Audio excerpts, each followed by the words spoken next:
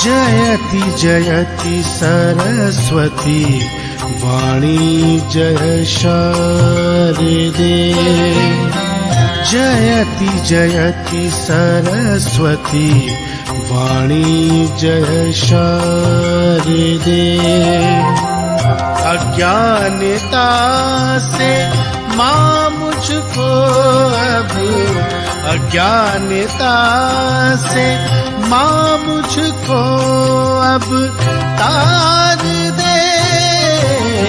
जयति जयति सरस्वती वाणी जय शारदे। जयति जयति सरस्वती वाणी जय शारदे।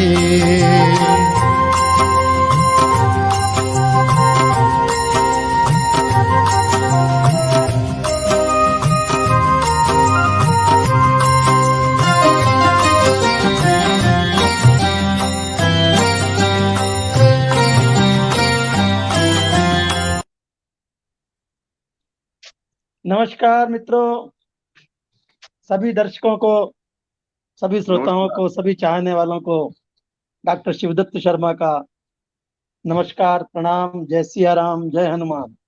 जय हनुमान। मित्रों, आज हमारे स्टूडियो में आदरणीय सुरेश अजनबी जी, जो कि हास्य रचनाओं के एक सशक्त हस्ताक्षर हैं और इस समय जो है वो अमेरिका के बोस्टन शहर में अपना समय बिता रहे हैं। वहां अपनी पुत्री के साथ में आनंद ले रहे हैं, हास्य की रचनाएं बना रहे हैं, लुटा रहे हैं और वो वही रचनाएं लेकर के आज यहाँ प्रस्तुत हुए हैं। तो मैं आपका बहुत बहुत स्वागत करता हूँ आदरणीय सुरेश जी। बहुत बहुत मैं इस काव्य यात्रा को आगे बढ़ाऊं उससे पूर्व मैं चाहूंगा कि आप अपनी वाणी से माँ सरस्वती का आह्वान करें और उन्हें पटल पर आमंत्रित करें। अरे वाह वाह। सभी सुनने वालों को, देखने वालों को सुरेश अजनबी का नमस्कार। और आज मेरा सौभाग्य है कि मैं डॉक्टर शिवदत्त शर्मा जी के मंच पर हाजिर हुआ हूँ। ऐसे एक मूर्धन्य साहित्यकार से मेरी चर्चा हो रही है, ये मेरा सौभाग्य की बात है। और ये माता वास्तव में माँ सरस्वती की कृपा है। कहते हैं यूं तो धरती पर 84 लाख जिंदगानी होती है और हर एक की अलग अलग कहानी होती है, मगर जीवन उसी का सफल होता है जिस पर माता सरस्वती की मेहरबानी होती है। तो ये मेहरबानी आज मुझ पर हुई है, तो मैं सरस्वती वंदना आपके बीच प्रस्तुत करता हूँ। और आपसे जो प्रोमो दिखा सरस्वती माता का वंदना का, वो भी बहुत लाजवाब है। मैं कोशिश करता हूँ, मैं गाता भी हूँ, भजन भी गाता हूँ, कविताएं लिखता हूँ। तो एक सरस्वती वंदना में के 2 छंद आप तक प्रस्तुत करता हूँ मैं गा करके। जी स्वागत है, स्वागत है। शारदे चरणों में तेरे है सकल जीवन हमारा। शारदे चरणों में तेरे है सकल जीवन हमारा। शब्द के पुष्पों से भर दे शारदे दामन हमारा। शारदे चरणों में तेरे है सकल जीवन हमारा। तू दया की मूर्ति, बल बुद्धि का भंडार तू दया की मूर्ति, बल बुद्धि का भंडार तू। ताल छंदों रस अलंकारों जड़ित संसार तू। ताल छंदों रस अलंकारों जड़ित संसार तू।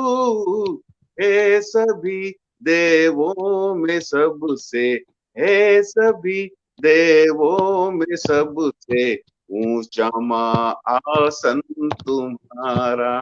हे सभी देवों में सबसे ऊंचा माँ आसन तुम्हारा।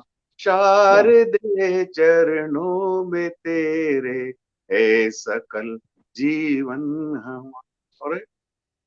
जिसके लिए आज हम बैठे हैं कि तेरे बिन संगीत सूना, तू सुरों की खान है।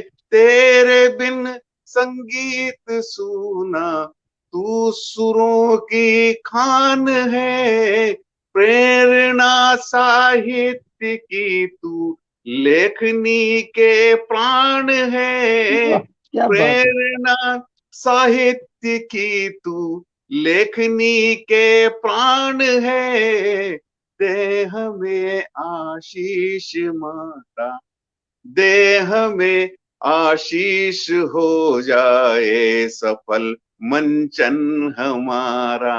दे हमें आशीष हो जाए सफल मंचन हमारा। चार दे चरणों में तेरे है सकल जीवन हमारा। शब्द के पुष्पों से भरे शारदे दामन हमारा।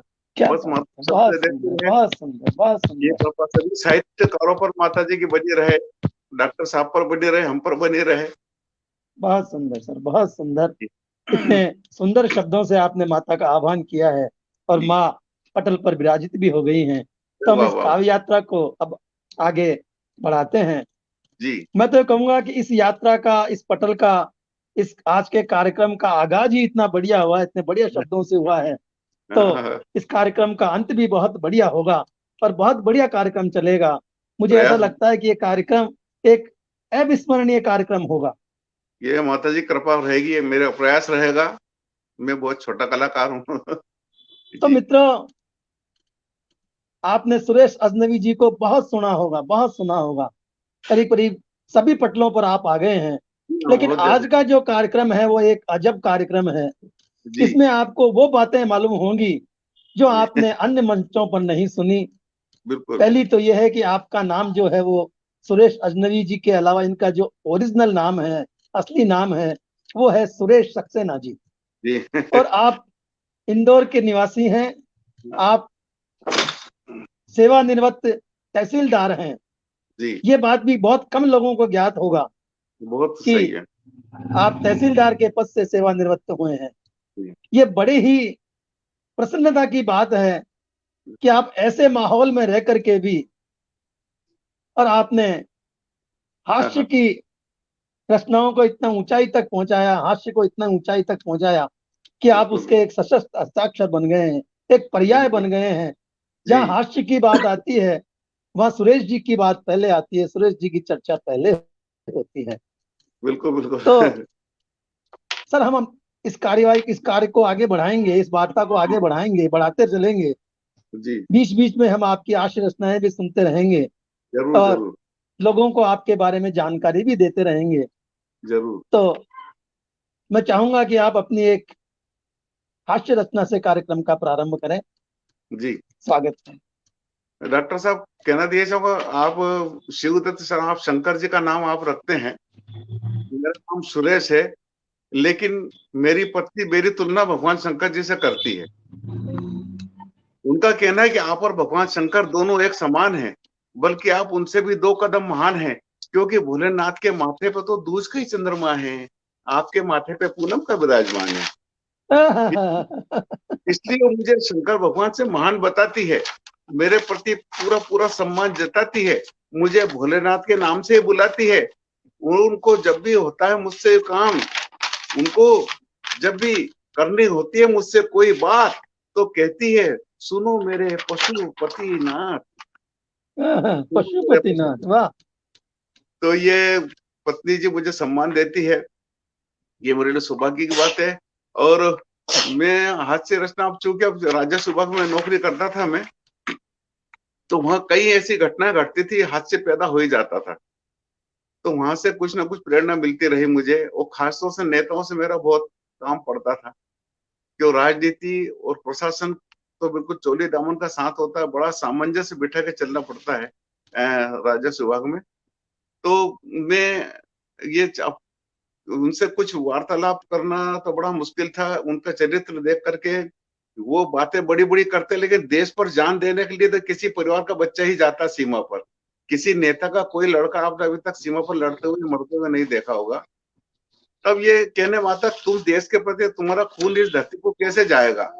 तब मेरे एक छोटा सा व्यंग्य एक मैंने लिखने का प्रयास किया कि एक खटमल ने एक नेता को काटा, एक खटमल ने एक नेता को काटा, नेता ने उसे जोर जोर से डांटा और कहा कि बेवकूफ तुमने हमारा खून पिया, यानी कि दुखाया 1.5 लाख लोगों का जिया, क्योंकि मैं 1.5 लाख मतों से जीता हूं और स्वयं दूसरों का खून पीता हूं। क्योंकि मैं 1.5 लाख मतों से जीता हूं और स्वयं दूसरों का खून पीता हूं। तब खटमल बोला कि अब आपकी औकात मेरी समझ में आई है, फिर तो आप और मैं दोनों जात भाई है। कि अब आपकी औकात मेरी समझ में आई है, फिर तो आप और मैं दोनों जात भाई हैं, क्योंकि मैं भी दूसरों के सहारे जीता हूं और अक्सर हराम का खून पीता हूं। क्योंकि मैं भी दूसरों के सहारे जीता हूं और अक्सर हराम का खून पीता हूं, और हम सभी खटमलों ने लिया ये ठेका है, संगठन बनाकर किया एका है कि चाहे तुम जैसे गद्दारों के हाथों मरेंगे, मगर तुम्हारा खून तुम्हारे हाथों इस धरती माँ में भरेंगे और ऐसे ही तरेंगे और ऐसे ही तरेंगे। ऐसी बहुत सुंदर, बहुत सुंदर, बहुत सुंदर, बहुत सुंदर। यंग तो आदरणीय, अब हम जी हमारे साक्षात्कार की यात्रा प्रारंभ करते हैं। जरूर जरूर। सर, आपको ये हास्य लिखने का की बात आपके दिमाग में कब से आई? ये क्या तो विद्यार्थी जीवन से ही थी या उसके बाद? विद्यार्थी जीवन से ही, मैं बचपन से ही ये हास्य कविताओं को सुनने का शौकीन था। मैं बचपन जब पढ़ते थे तभी से, और कवि सम्मेलनों को बहुत हम सुनने जाया करते थे जब पढ़ते थे। और खासतौर से सत्यनारायण सत्य जी को हमने बहुत सुना। तो ये परिवार में भी मेरे बड़े भैया सभी हास्य कलाकार रहे हैं जी। तो परिवार में सब हास्य कलाकार रहे हैं। बड़े भैया भी मेरे बहुत अच्छे हास्य कॉमेडियन थे। वो एडवोकेट थे लेकिन बहुत अच्छे कलाकार थे, हास्य के मंच के मंजे हुए कलाकार थे। और ऐसी स्थिति में मुझे हास्य की प्रेरणा मिली। मेरा मामा परिवार, जहां से मेरे मामा साहब भी बड़े अच्छे अच्छे चुटकुले और हास्य सुनाया करते थे, तो उनके माध्यम से मेरी माँ खुद एक बहुत अच्छी रचनाकार थी। वो भले लिखती नहीं थी, भले ज्यादा पढ़ी लिखी नहीं थी, लेकिन उनके शब्दों में हास्य झलकता रहता था। उनके हास्य को हमने सुन करके, और कई प्रकार के ऐसे वक्तव्य उनसे सुनने को मिल जाते थे कि जिससे हमको अचानक ही हास्य की वो प्रेरणा होती थी। और ये ऐसा लगता था कि यदि अपनी बात पर यदि कोई हंस रहा है, कोई मुस्कुरा रहा है, तो अपने को बहुत अच्छा लगता है, बहुत खुशी होती है।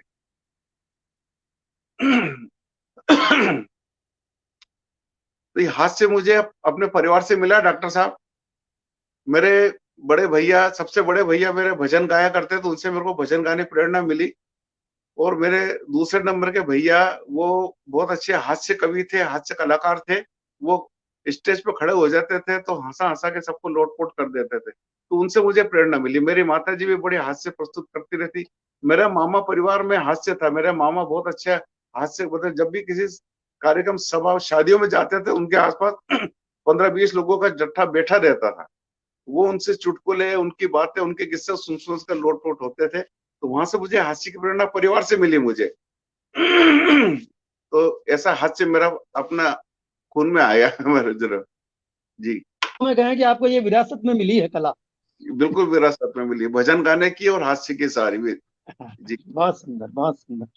तो सर, आपने जब ड्यूटी पर आए जी तो वहां भी आपका काम, जहां लोगों को उपहार देने का है, ऐसा मान लीजिए कोई रजिस्ट्री कराने आता है, बड़ी जी खुशी जी से आता है और खुशी से रजिस्ट्री करा के चला जाता है। हाँ जी। लेकिन आपके इस विभाग में कई कार्य ऐसे भी होते हैं जहां आदमी रोता हुआ भी आता है, बिल्कुल दुखी बिल्कुल। भी आता है। हाँ तो हाँ। उसे भी आप मतलब उसका काम करने के बाद हास्य रचना सुना करके, हंसा करके भेजते होंगे। ये मेरा स्वभाव ऐसा रहा है। मैं जहां जहां भी जिस जिस जिले में रहा, मैं तहसीलदार, नायब तहसीलदार, ये तो बाद में बना। मैं पहले राजस्व निरीक्षक हुआ करता था, रेवेन्यू अच्छा, इंस्पेक्टर अच्छा। जिसको कहते हैं। 78 से मेरा डायरेक्ट रिक्रूटमेंट हुआ था। 78 में रेवेन्यू इंस्पेक्टर के पद पर।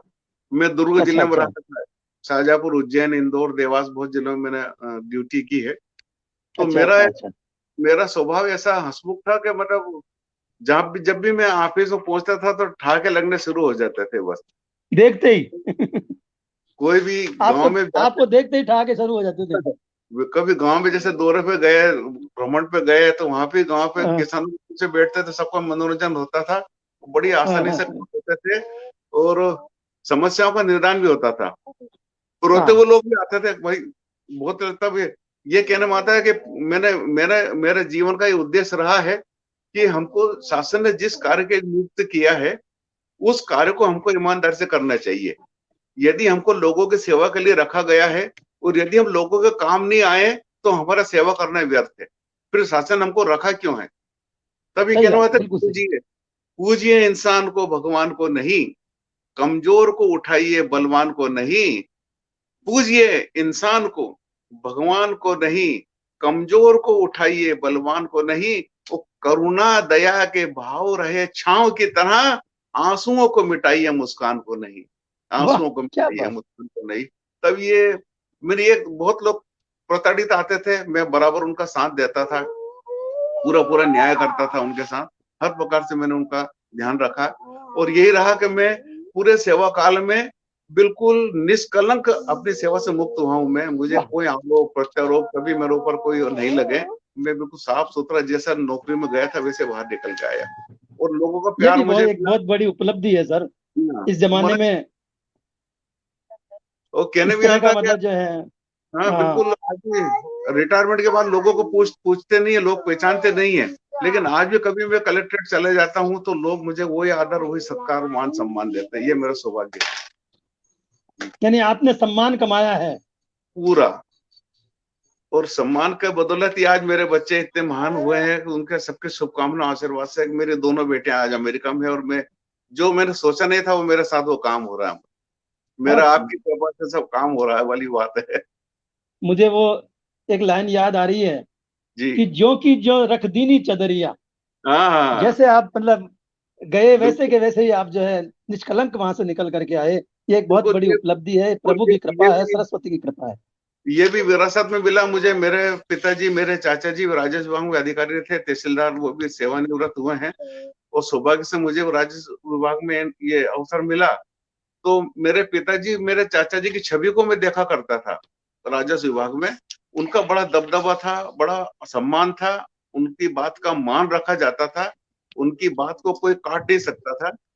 तो मेरे पिताजी, मेरे चाचा जी ने मुझे ये हुनर दिया है कि हमको किस प्रकार से शासकीय की सेवा करना चाहिए और वहां से मुझे प्रेरणा मिली और उसी की बदौलत में साफ सुथरा अपने सेवा काल को निकाल पाया मैं। बहुत सुंदर, बहुत सुंदर। सर हमारे साथ कुछ फॉलोवर जुड़े हैं, मैं उनका स्वागत कर दूं अगर आप इजाजत दे तो। अरे क्यों नहीं, क्यों नहीं, मुझे पता चले कौन कौन जुड़े हैं। हमारे साथ में एक तो डॉक्टर अरुणा पाठक जी जुड़ी हैं। आपका अरुणा जी बहुत बहुत स्वागत है, बहुत बहुत आपका आभार है। धन्यवाद जी। कुमारी चंद्रा देवी जी स्वर्णकार जुड़ी हैं। वाह आपका वाह। भी चंद्रा देवी जी बहुत बहुत स्वागत है। आदरणीय गणेश प्रसाद जी गौतम प्रज्ञे, अरे वाह ये वाह। भी आपके हैं, मध्य प्रदेश से भी, मध्य प्रदेश सीधी से हैं। बिल्कुल आपका भी बहुत बहुत स्वागत है। और बिल्कुल। मैं कविता सक्सेना जी हमारे साथ जुड़ी हैं। आपका बहुत बहुत स्वागत है कविता जी, बहुत कविता बहुत। सक्सेना, कविता सक्सेना मेरे परिवार की, मेरे छोटे भैया की पत्नी है, मेरी बहू है परिवार की। वो वाह मेरे वाह, बहुत की बहुत भी बात स्वागत है कर आपका। रहा था। मेरे चाचा जी जो तहसीलदार रिटायर हुए हैं, उनकी पुत्र वधू है ये।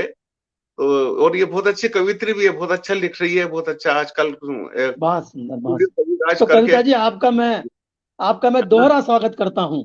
बिल्कुल बिल्कुल एक करिए आप। पटल पर आई उसके लिए, दूसरा आप हमारे मुख्य अतिथि के रिश्तेदार हैं, इसलिए आपका मैं दोहरा स्वागत करता हूँ। और बिल्कुल आपको बिल्कुल आमंत्रित करता हूँ कि आप हमारे पटल पर कभी आइए और आकर के बिल्कुल अपनी रचनाओं से हमें भी जो है निहाल कीजिए। बिल्कुल बिल्कुल। तो सर, जी आपने अभी जो बात कही कि मैं जैसे गया वैसे ही आ गया, जी इस पर मैंने आपकी एक रचना सुनी थी। मैं जी। चाहूंगा वो रचना आप सुनाएं कि तू भी भिखारी मैं भी भिखारी। ठीक है। हाँ, ये राजस्व विभाग की देन है साहब, ये रचना व्यंग भी। और तो ये रचना भी वही हुआ, मैं उज्जैन में पदस्थ था और हम्म मेरे माता पिता और ये सब आए हुए थे। मैं उनको देव दर्शन के लिए ले गया मंदिरों में।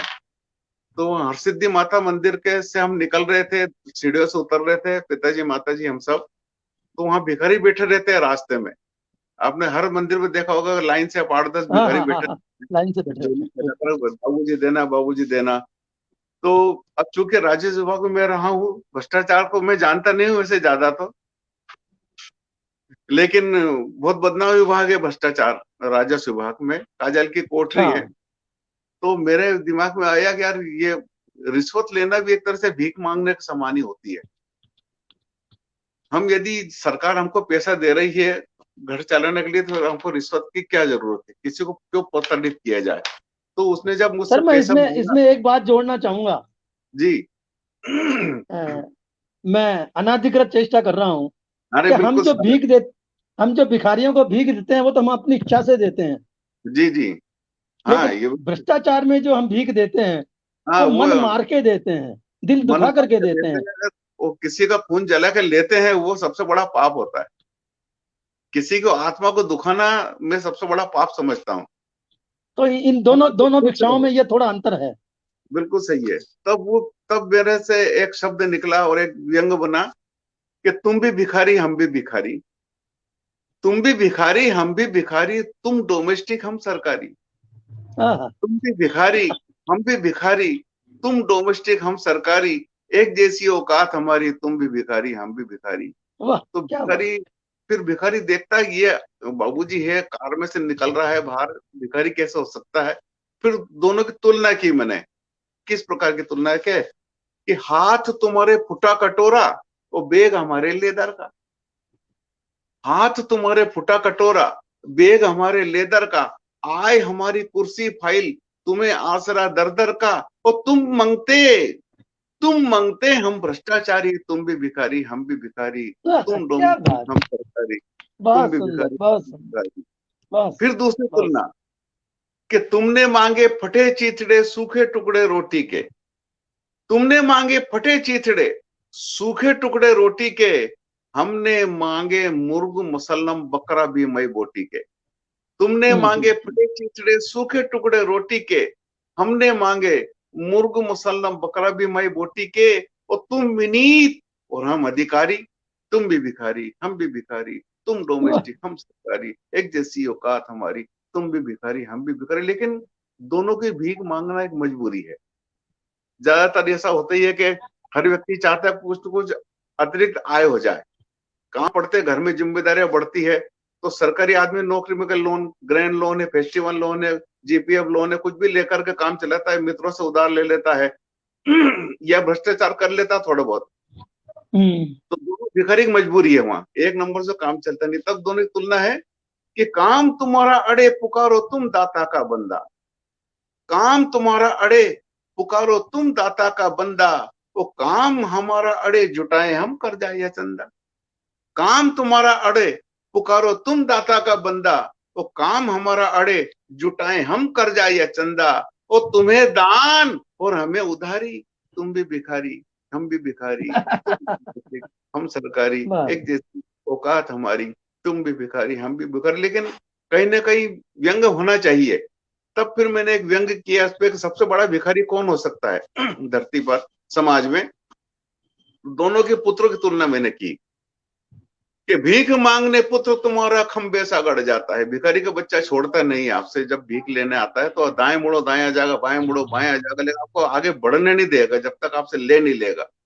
तब है कि भीख मांगने पुत्र तुम्हारा खंबे सा गड़ जाता है, और भीख मांगने पुत्र हमारा घोड़ी पे चढ़ जाता है। भीख वाह, मांगने पुत्र तुम्हारा खंबे सा गड़ जाता है, और भीख मांगने पुत्र हमारा घोड़ी पे चढ़ जाता है। और तुम फुटकर हम सुत व्यापारी, तुम भी भिखारी हम भी भिखारी, तुम डोमेस्टिक हम क्या सरकारी, व्यंग है, एक क्या जैसी व्यंग होगा, है। बहुत सुंदर, तुम बहुत भी सुंदर, भिखारी हम भी भिखारी, तुम बहुत भी सुंदर, बहुत सुंदर, भिखारी। जी बहुत सुंदर सर, बहुत सुंदर। मित्रों, जी हास्य वो होता है जी जिसमें व्यंग हो, कुछ शिक्षा हो। जी और यदि ये दोनों चीजें हास्य में नहीं होती तो वह हास्य फूहड़ हास्य हो जाता है। बिल्कुल सही है। उसे हास्य, शुद्ध हास्य नहीं कहेंगे, उसे फूहड़ हास्य की संज्ञा दी जाती है। तो सर, शालीनता जरूरी है, शब्दों में शालीनता बहुत जरूरी है। आजकल मंचों पे जो चल रहा है, कविताएं बहुत कम है और फालतू बातें और अनाप शनाप और अब मैं कहता हूँ पूर्णता ज्यादा आ गई है आजकल मंचों पे। तो ये मैं सर कविता तो रही नहीं है। हाँ, मंचीय कवि जो है वो आजकल चुटकुलों से काम चला रहे हैं। बस बस वही वो है। कविता तो होती ही नहीं है। बिल्कुल सही है, और कुछ लोग पसंद भी प्रेम उन्हें ही कर रहे हैं। हाँ करते हैं, लोग पसंद सीख। अब पसंद भी उन्हें कर रहे हैं। जैसा वातावरण होगा आदमी वैसे ढलने का प्रयास करता है। बिल्कुल नित सही। पहले कवि सम्मेलन होते थे डॉक्टर साहब, मुझे याद कहना आता है कि कवि सम्मेलन जब हम छोटे बचपन में सुनना करते थे। मैं नरसिंहगढ़ मूलतः राजगढ़ जिले का निवासी हूँ। और हमारे नरसिंहगढ़ में हर वर्ष कवि सम्मेलन होता, जिसमें सोम ठाकुर, बाल कवि बैरागी और बड़े अच्छे अच्छे कवि आया करते थे। उनके गीत होते थे। राहत इंदौरी तब जवान शायर हुआ करते थे। तो उन कवि सम्मेलन में हमको गीत छंद सुनने को मिलते थे। और कवि सम्मेलन से हमको ज्ञान प्राप्त होता था, हमको प्रेरणा मिला करती थी। वो कवि सम्मेलन थे जिससे हमको ज्ञान मिलता था, प्रेरणा मिलती थी, वास्तव हमको कैसे हमको क्या करना चाहिए, शब्द और मिलते थे, वही साहित्य मिलता वही था। कविताएं थी साहब जो पाठ्य पुस्तकों में छपा करती थी, बिल्कुल जो बिल्कुल अमर हो गई है। बिल्कुल बच्चों को बिल्कुल पढ़ाया करते थे उन कविताओं को। उनमें कुछ बिल्कुल मसाला हुआ करता था, कुछ ज्ञान हुआ करता था। बिल्कुल सही है। लेकिन आज तो क्या कहें कि कुछ कहना ही जो है व्यर्थ आजकल है। आजकल के कवि सम्मेलन मनोरंजन हो गए, बस धोया सुखाया मनोरंजन। हो गया। हाँ बस गए वही वही हो गया, वही हो गया। गए तो सुनकर के सर आ गए।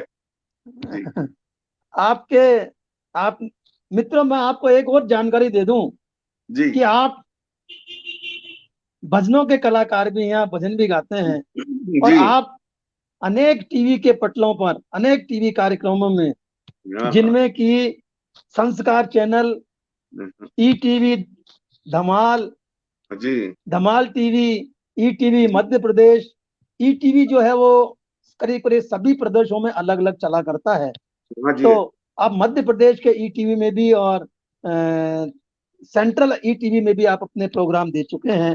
और जी जी। सबसे बड़ी उपलब्धि आपकी यह है कि आपने देश के महान साहित्यकार, कलाकार शैलेश लोढ़ा जी के साथ भी आपने कार्यक्रम प्रस्तुत किया है। ये एक मेरा बहुत सौभाग्य बड़ी है। उपलब्धि है। जी और हमारे लिए ये सबसे बड़ी उपलब्धि है कि आज इतने ऊंचे कलाकार हमारे पटल पर आए हैं। हमारा ये तो पटल धन्य हो गया है। हम प्रभु को प्रार्थना करते हैं कि हमारे पटल पर ऐसी ही शख्सियतों को भेजा करें, हमें ऐसे ही शख्सियतों से मिलाया करें जो हमारा पटल धन्य कर सकें।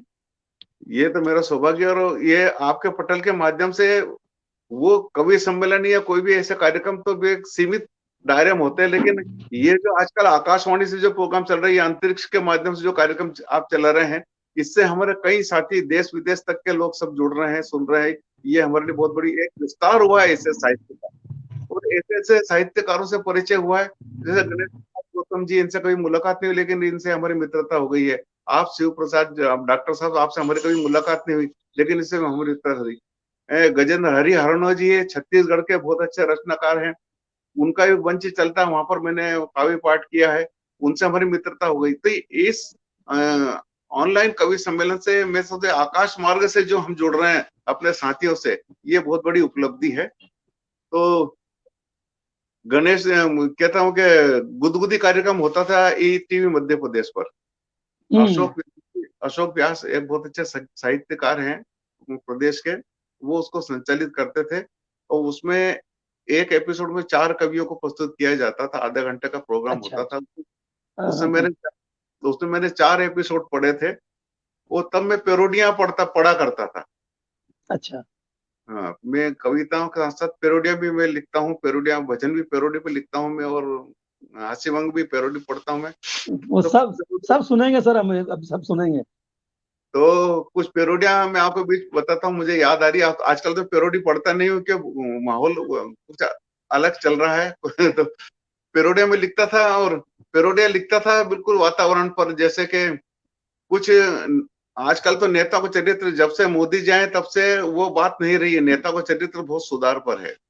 ये बहुत बड़ी उपलब्धि है हमारे इस देश को कि नेताओं को चरित्र, इसके पहले तो नेताओं का क्या चरित्र था, कुछ कुछ नेताओं को दिया हालत थी कि उनका नाम लेने की आवश्यकता नहीं है, उनके चरित्र का कुछ, उनका जो उन्होंने कार्य किए हैं उनका वर्णन कर दो, तो उनको आप पहचान जाए कौन है। उनकी कुछ छवि सामने आ जाएगी। तो तो पेरोडी इसी लिखता, मैं एक पेरोडी देखिए आप, मैं आपको पढ़ के बताता हूँ कि स्वागत है सर, स्वागत है।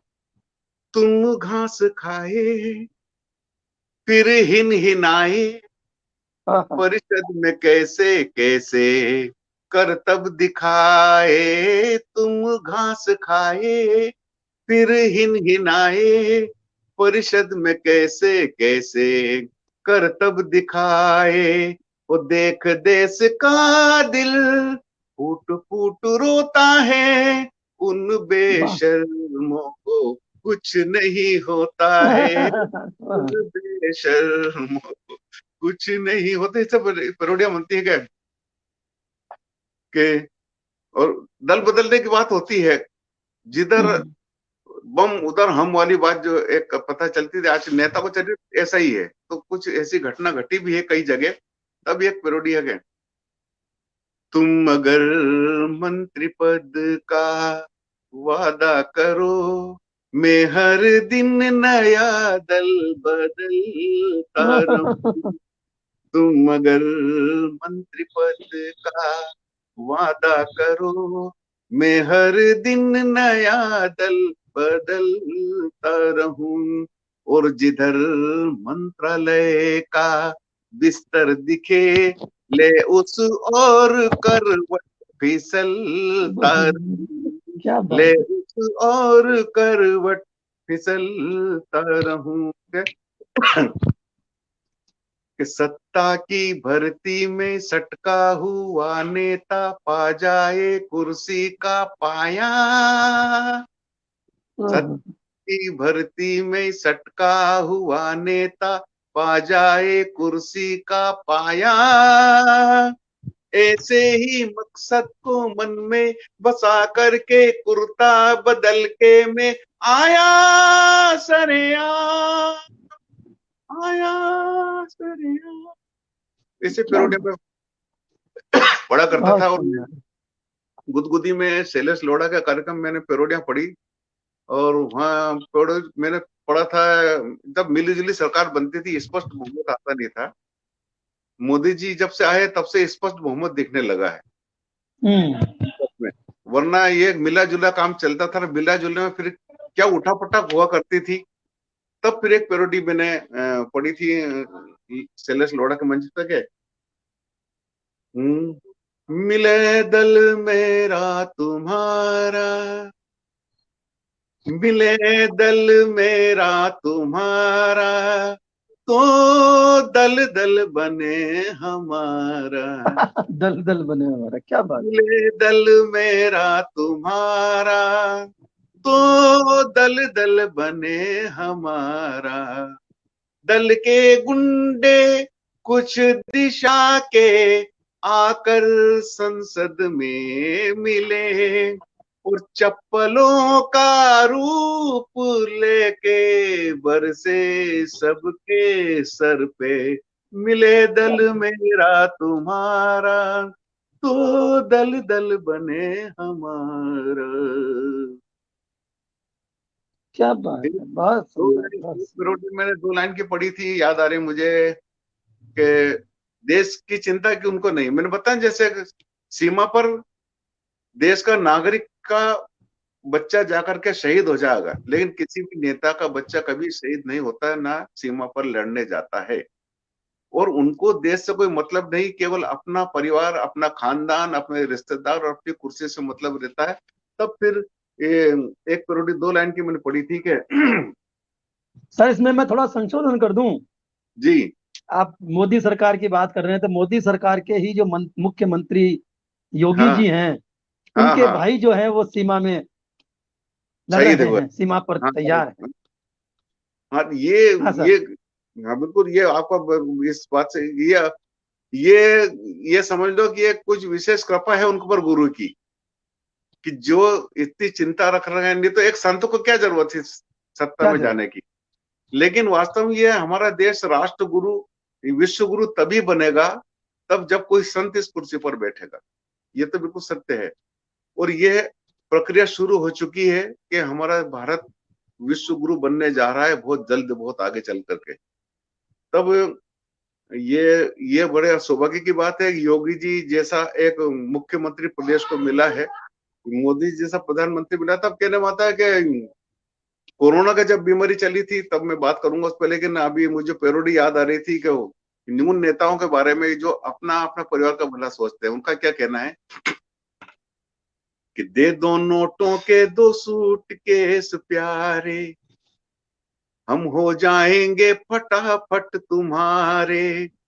दे दो नोटों के 2 सूटकेस प्यारे, हम हो जाएंगे फटाफट तुम्हारे। और हमें वतन से क्या लेना, क्या लेना।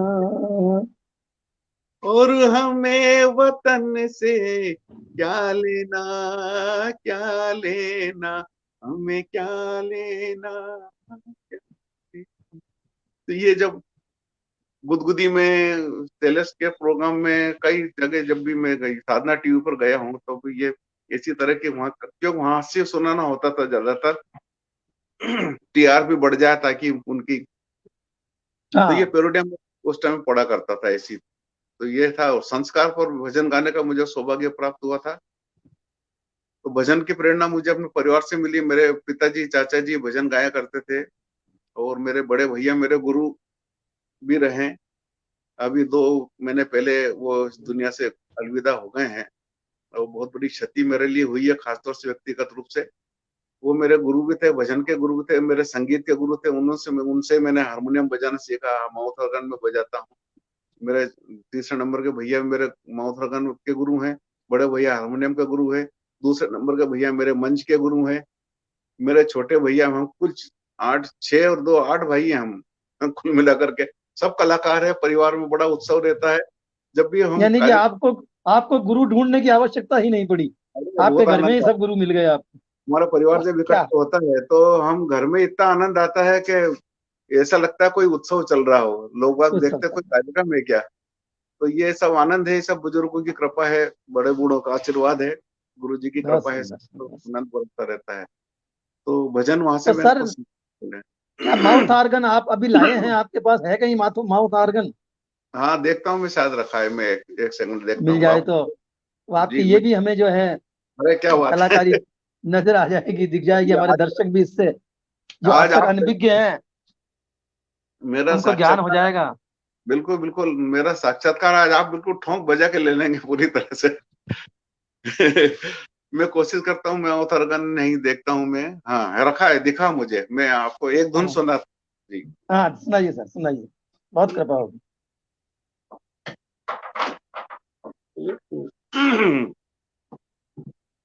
जी। तो एक वाह। पुराना गीत मैं ज्यादातर बजाया करता हूँ, वैसे बहुत सारे गीत बजाता हूँ, लेकिन मुझे बहुत पसंद है वो। और जब पहली बार कोई मुझसे बोलता है, मैं उसी गीत को बजाता हूँ। फिर स्वागत, बहुत सुंदर। कभी समय में अगर आपको बहुत सारे गीत सुनाएंगे, लेकिन अभी आपको गीत फिल्म श्री 420 का गीत है रमैया वस्ता भैया, मैं आपको इस हाँ हाँ मौका हाँ हाँ। क्या क्या गीत चुना है आपने, बहुत सुंदर गीत है सर। जी।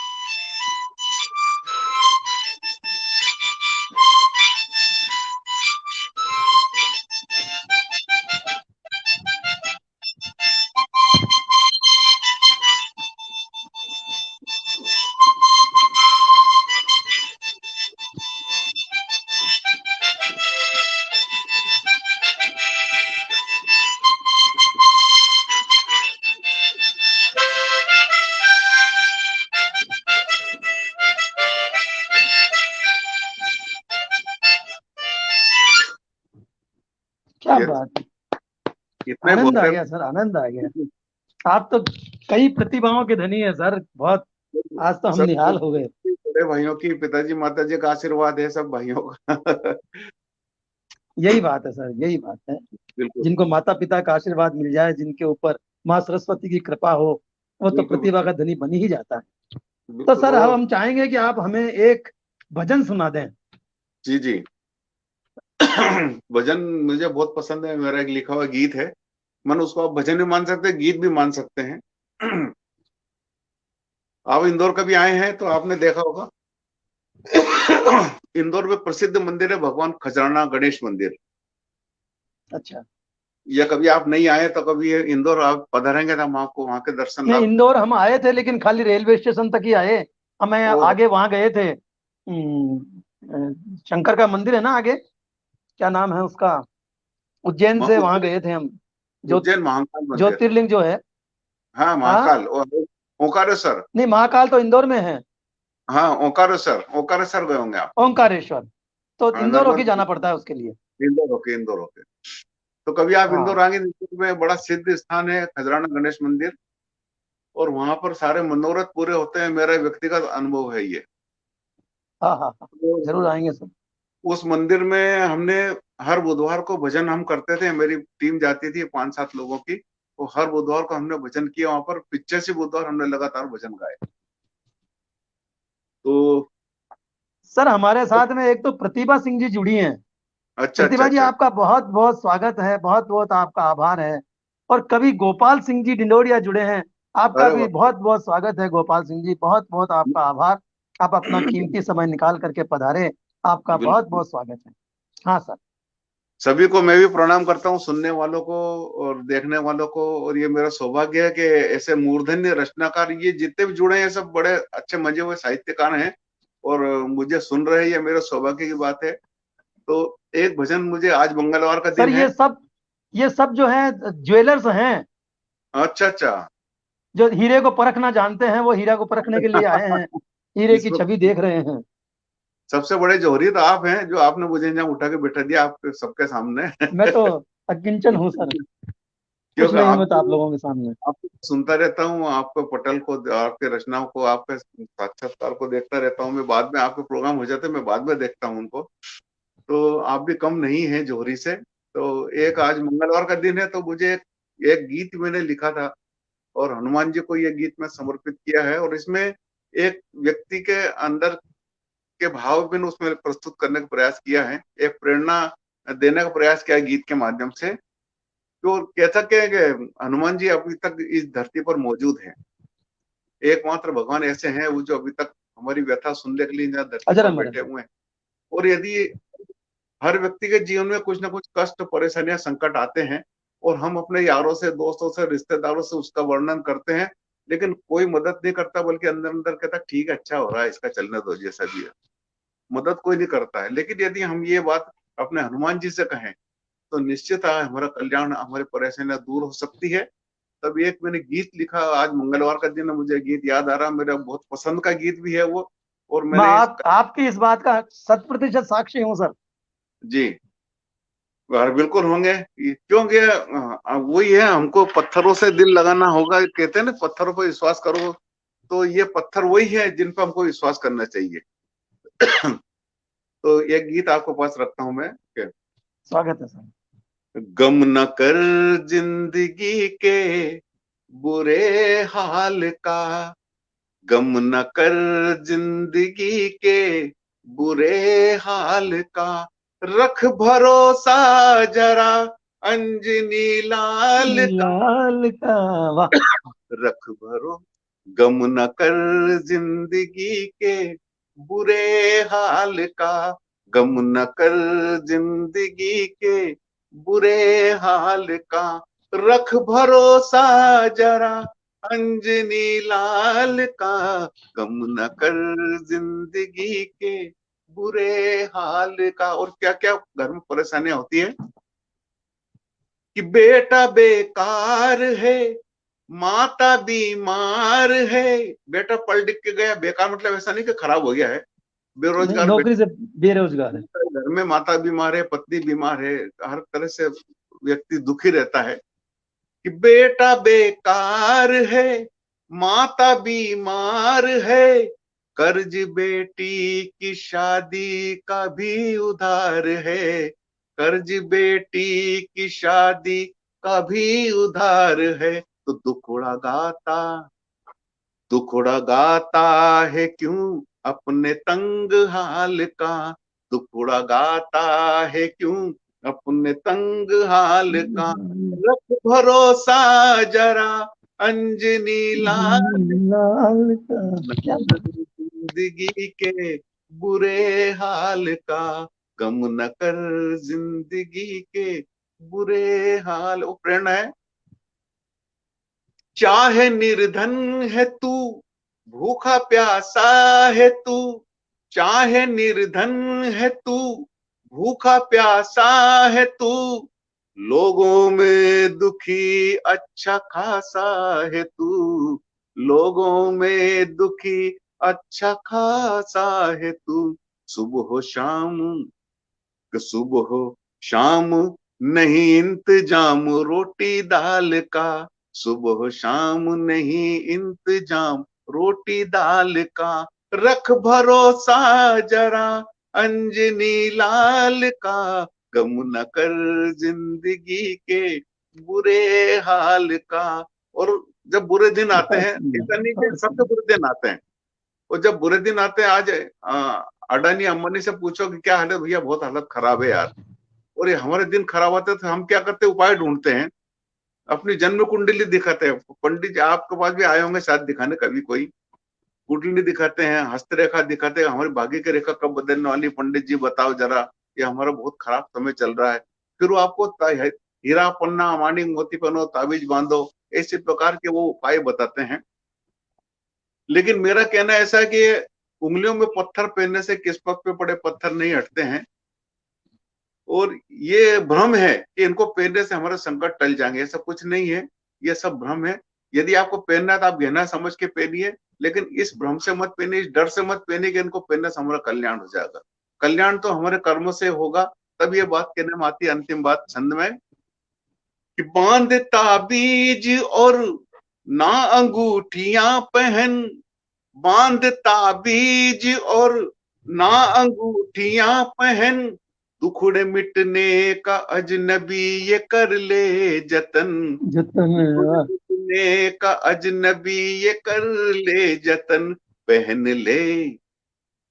ले गहना उंगलियों में कर ताल का, पहन ले गहना उंगलियों में कर ताल का। रख भरोसा जरा अंजनी लाल का, गम न कर जिंदगी के बुरे हाल का, गम न कर जिंदगी के बुरे हाल का। क्या बहुत सुंदर शब्द संयोजन है सर आपका। बस शब्द संयोजन से तो मतलब जो है आपने हमारा दिल जीत लिया है, हमारे श्रोताओं का भी दिल जीत लिया है। जी जी, वो ये और मेरा सौभाग्य है।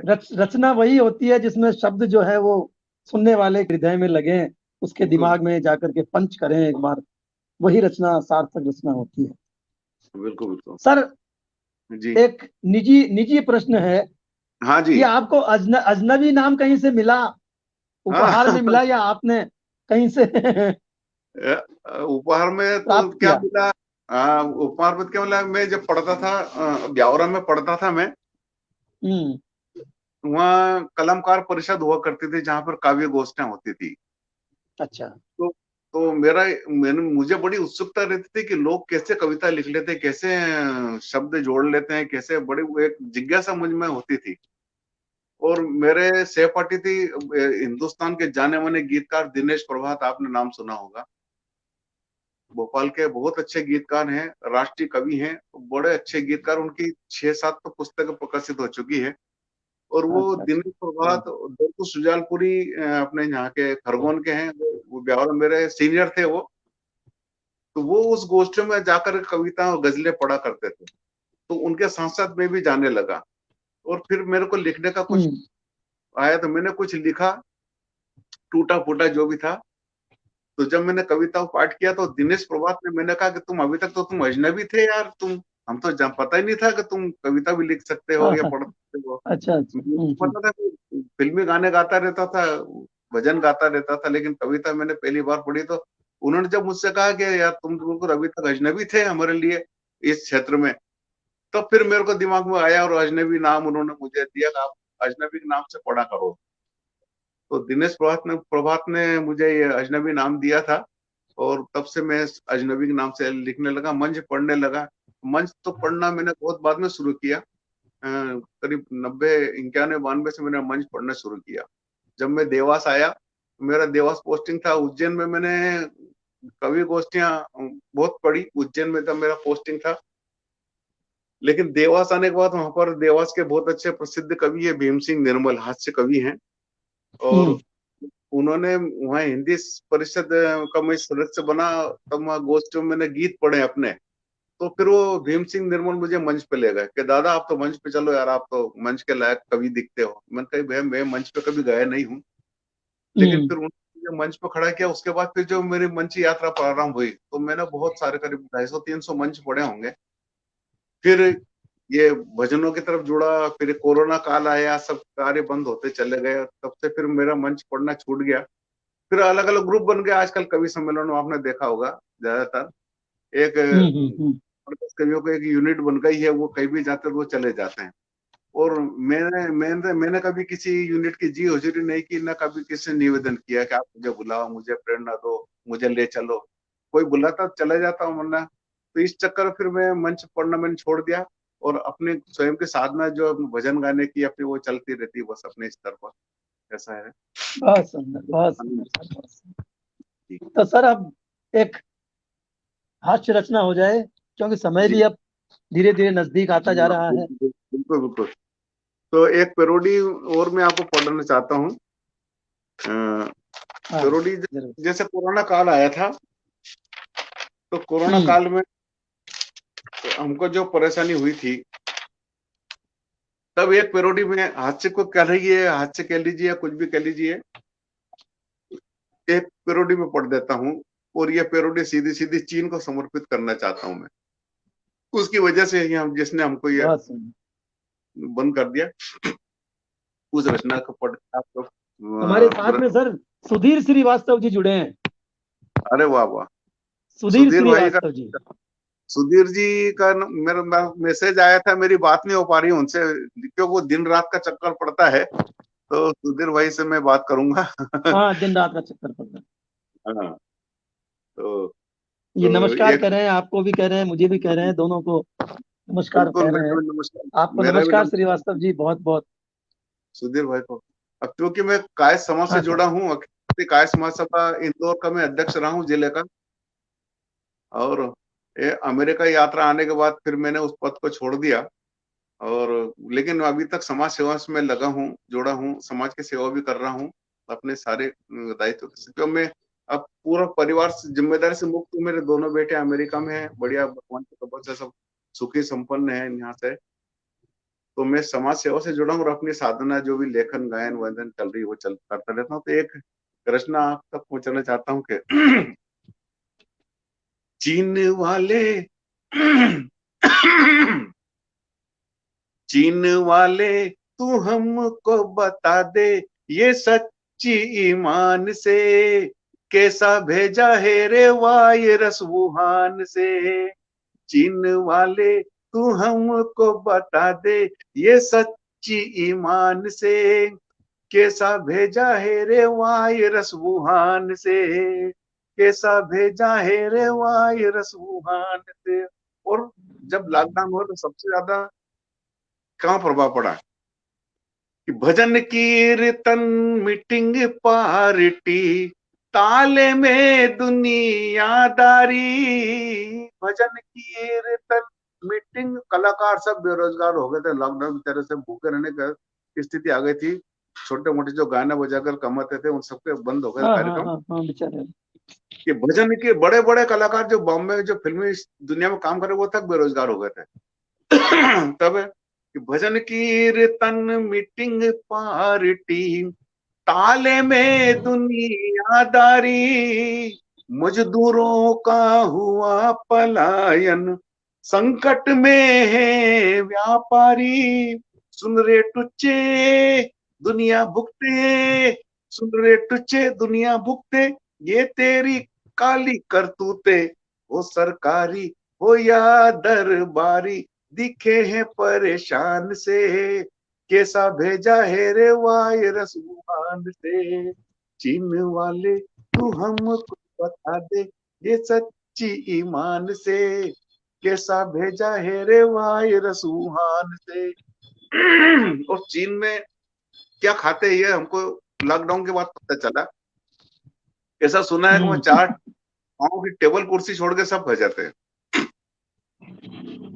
तो तब ये कहने में आता है, और इसलिए उसने ये, क्योंकि पिशाच योनि के लोग हैं वो चाइना वाले सब, कि चूहा बिल्ली सांप छछूंदर, चमगादड़ ना छोड़ा रे, चूहा बिल्ली सांप छछूंदर, चमगादड़ ना छोड़ा रे, जीव जंतु निर्दोष पेट में, डर भगवान से थोड़ा रे, खा गया पक्षी मगर मच्छी, खा गया पक्षी मगर मच्छी, बन बैठा नरभक्षी, कितने जीवों की जान गंवाई, जाएगा तू भी जान से, कैसा भेजा है रे वायरस वुहान से, चीन वाले तू हमको बता दे, ये सच्ची ईमान से, कैसा भेजा है रे वायरस वुहान। लेकिन इस वायरस से हमारे प्रधानमंत्री मोदी जी ने जिस प्रबलता का परिचय दिया, जिस जागरूकता का परिचय दिया, वो वास्तव में उदाहरण है।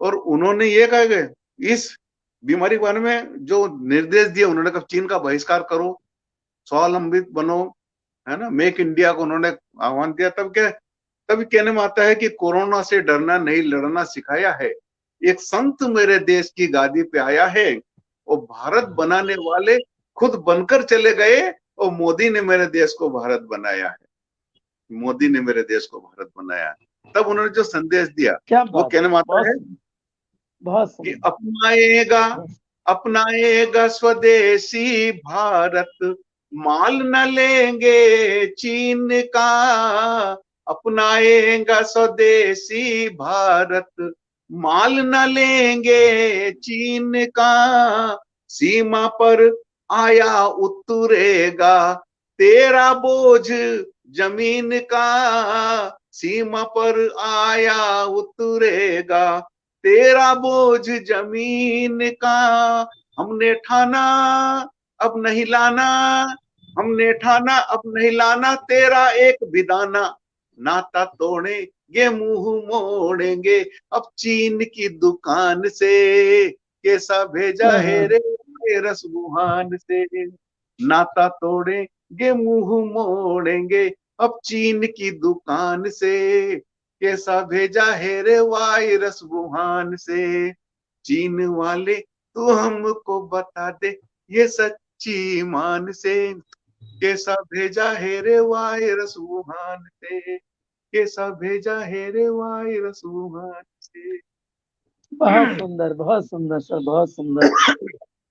तो सर जी मित्रों, हमारे भारत में इस वक्त संध्या काल है, हाँ लेकिन यहाँ अमेरिका में जब हमारे साथ सर जुड़े थे, हमारे साथ हाँ, जुड़े थे, उस वक्त वहां भोर हो रही थी, बिल्कुल।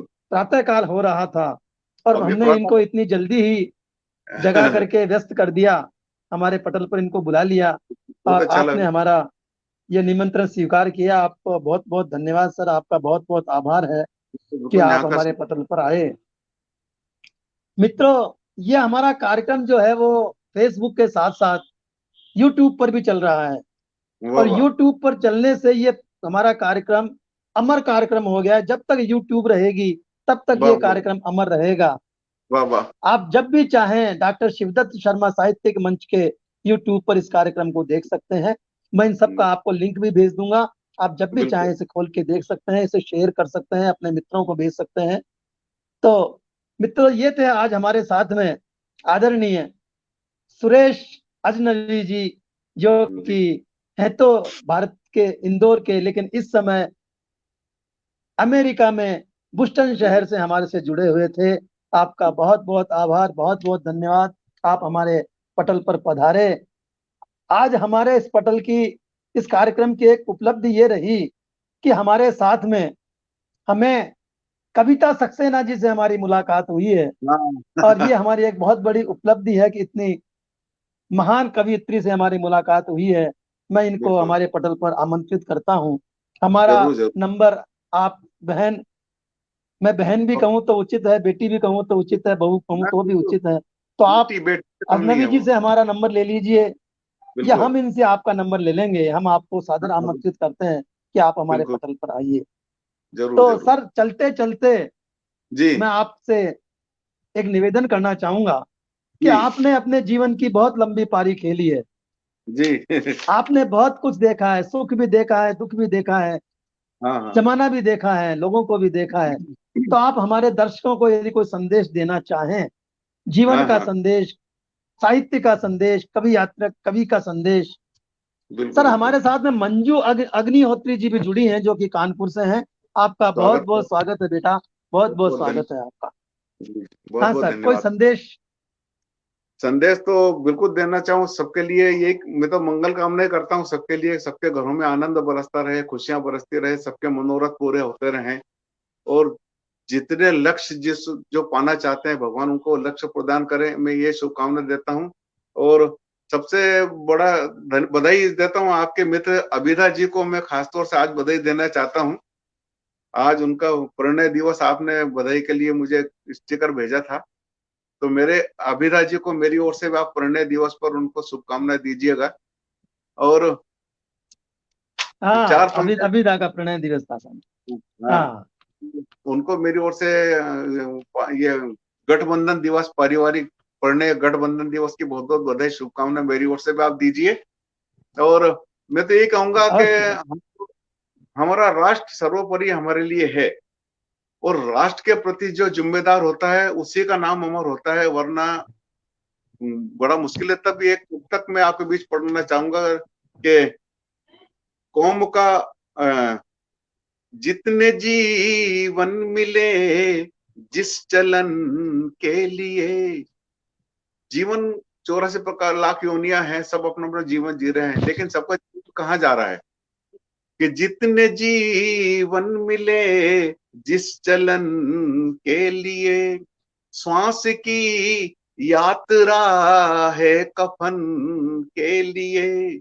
जितने जीवन मिले जिस वाह, चलन के लिए, श्वास की यात्रा है कफन के लिए। और नाम वो ही अमर अपना कर के गया, नाम वो ही अमर अपना कर के गया। जिसने जीवन जिया है वतन के लिए, जिसने जीवन जिया है वतन के लिए। तो वतन के प्रति हम रखवाले रहें। वतन का हम नमक खा रहे हैं तो हमारी जिम्मेदारी बनती है कि हम उसका ऋण उतारें। जो जिस देश में रह रहा है उसको उस देश का नमक का ऋण उतारना चाहिए, उनका प्रति सद्भावना रखना चाहिए। तो यही मेरी सबसे संदेश यही है कि देश के प्रति हम जागरूक रहें, देश के प्रति हम समर्पित रहें, देश के प्रति हम जितना बस बलिदान देना चाहिए। सबको यही शुभकामना देता हूँ। और सबके घरों में आनंद बरसता रहे, खुशियां बरसती रहे, मनोरथ पूरे होते रहे। बेटा बेटियों जो अभी तक शादियां नहीं हुई तो वो शादियां ब्याह होते रहे उनके।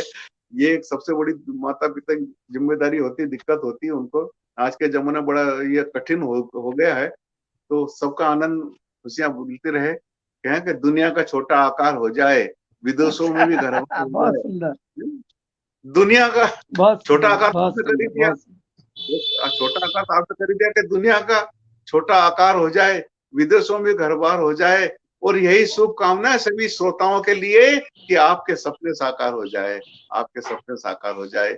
बहुत बहुत धन्यवाद, बहुत बहुत शुक्रिया, बहुत बहुत आभार व्यक्त करता हूँ डॉक्टर साहब आपका कि आपने मुझे अवसर दिया। उन सभी श्रोताओं का बहुत बहुत, दर्शकों का बहुत बहुत आभार व्यक्त करता हूँ जिन्होंने मुझे सुना और आपसे मुझे प्रेरणा मिली है। ये मेरे लिए सौभाग्य की बात है। सभी को बहुत बहुत धन्यवाद। आप सभी को शुभ रात्रि और अमेरिका से सभी को सुप्रभात करता हूँ। जी जी। तो नमस्कार मित्रों,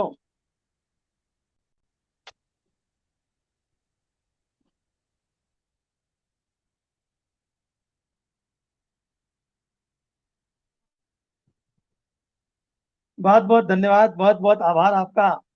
और मैं इस कार्यक्रम को समाप्त करने की घोषणा करता हूँ और आपको आपसे विदा लेता हूँ। फिर कभी मिलेंगे इसी पटल पर या किसी अन्य पटल पर। तब तक के लिए विदा, नमस्कार, शुभ संध्या।